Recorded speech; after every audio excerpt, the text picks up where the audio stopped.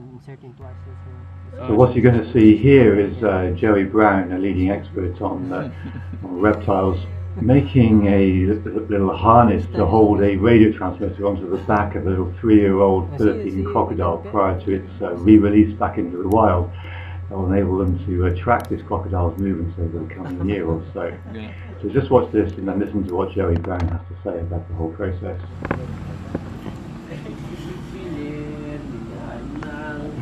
So that's the only bad thing about that. We're being smaller is we can't fold them together as nice. Current sama din do macam. Hah? Ano gitu din. Tapi ya geren.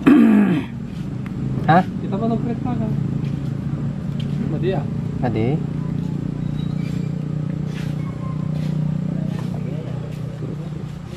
Alright, so we have about almost a 3-year-old critically endangered Philippine crocodile right here. This crocodile has been raised at the Mabuwaya Foundation's Head Start facility. So that was actually hatched in the wild, and then they collected it and brought it to this captive facility. Philippine crocodilians in general have a very low survival rate. That's actually a few percentage of the total clutch of 30 to 40 eggs is only going to survive to adulthood. So to help this threatened population with less than 200 adults in the wild, Mabuwaya stepped up about 8-9 years ago. They started collecting hatchlings, bringing them into this facility. It's what's called a Head Start program. So you kind of bring these hatchlings in and you raise them up for 2-3 years until they're at a bigger and more advantageous size. This gives them a better chance of survival in the wild. And so this is what this croc, this thing was born, maybe about this big. A few years later, he is now about a good size, and so has a much better chance of surviving to adulthood, reproducing in the wild, and increasing that wild population. So what we just did over the last couple hours is we've attached a VHF kind of radio transmitter, and kind of used a leather backpack strap style to have the hold the transmitter temporarily on the crocodile. This transmitter has its own unique radio frequency, which allows us to use a receiver and antenna.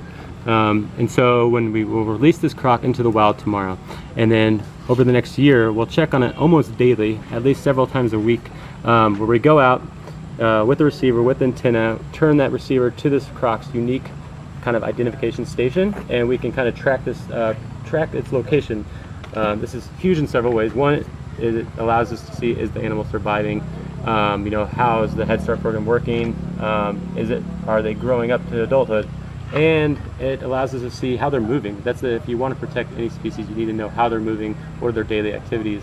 So that's what this is cool about this. We'll go out in the mornings, we'll go out midday, we'll go out evenings, we'll go out in the middle of the night to see pretty much what their 24-hour cycle is like. And that way we can better protect these crocodiles and the rest of their habitat, over the next years to come, and hopefully hopefully continue to increase this wild population.